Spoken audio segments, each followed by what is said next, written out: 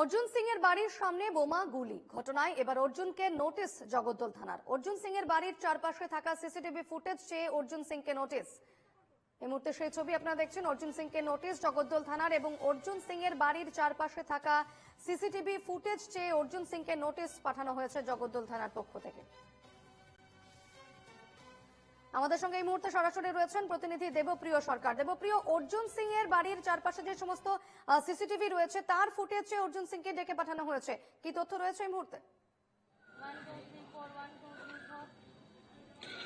দেখো, জগদ্দলে যে বোমা গুলি যে ঘটনা ঘটেছিল এবং সেই ঘটনা কিন্তু একজন গুলিবিদ্ধ হয়েছিল তৃণমূল কর্মী, সেই ঘটনা তদন্ত করতে জগদ্দল থানা পুলিশের তরফ থেকে তাকে কিন্তু গতকাল দুবার কিন্তু থানায় তলব করে নোটিশ দেওয়া হয়েছিল।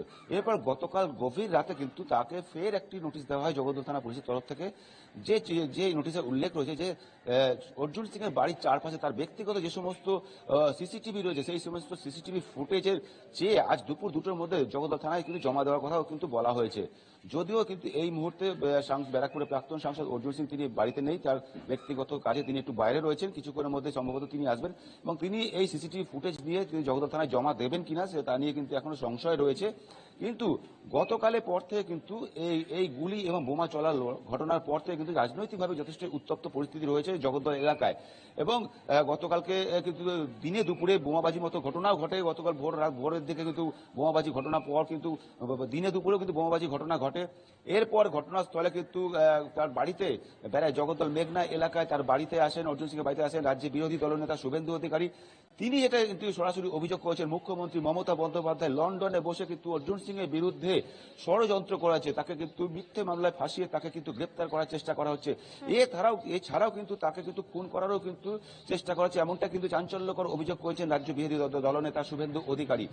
যদি তাকে এইভাবে মিথ্যে মামলায় তাকে গ্রেপ্তার করা হয় বা অন্য কিছু চক্রান্ত করা হয় তাহলে কিন্তু ব্যারাকপুর শিল্পাঞ্চল অচল করে দেওয়া হবে, এমনটাই কিন্তু হুঁশিয়ারি দিচ্ছেন রাজ্যের বিরোধী দলনেতা শুভেন্দু অধিকারী। তার পাশাপাশি ব্যারাকপুর পুলিশ কমিশনার অফিসও কিন্তু ঘেরাও করার কিন্তু হুঁশিয়ারি দিচ্ছেন শুভেন্দু বাবু।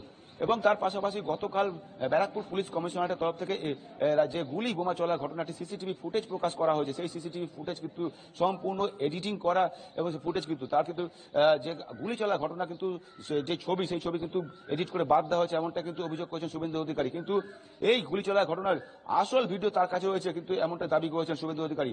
সমস্ত ফুটেজ কিন্তু আদালতে জমা দিয়ে এই ঘটনা কিন্তু মোকাবেলা করা হবে এবং তার পাশাপাশি রাজনৈতিকভাবে মোকাবেলা করা হবে। যেহেতু ব্যারাকপুরের প্রাক্তন সাংসদ অর্জুন সিং তিনি কিন্তু প্রাক্তন সাংসদ যেন একদিকে তার পুত্র এই মুহূর্তে কিন্তু ভাটপাড়ার বিজেপি বিধায়ক, তাকে এই পবন সিংকে এবং অর্জুন সিংকে চক্রান্ত করে কিন্তু হেনস্থা করা হচ্ছে, এমনটাই কিন্তু চাঞ্চল্যকর অভিযোগ করেছেন রাজ্যের বিরোধী দলনেতা শুভেন্দু অধিকারী। সব মিলিয়ে গতকালের পর থেকে কিন্তু ভাটপাড়া জগদ্দল সহ গোটা ব্যারাকপুর শিল্পাঞ্চল একেবারে রাজনৈতিকভাবে উত্তেজনা পারদ কিন্তু যথেষ্টই ঊর্ধ্বমুখী। একেবারে অবশ্যই এদিকে নজর থাকবে। ধন্যবাদ দেবপ্রিয়।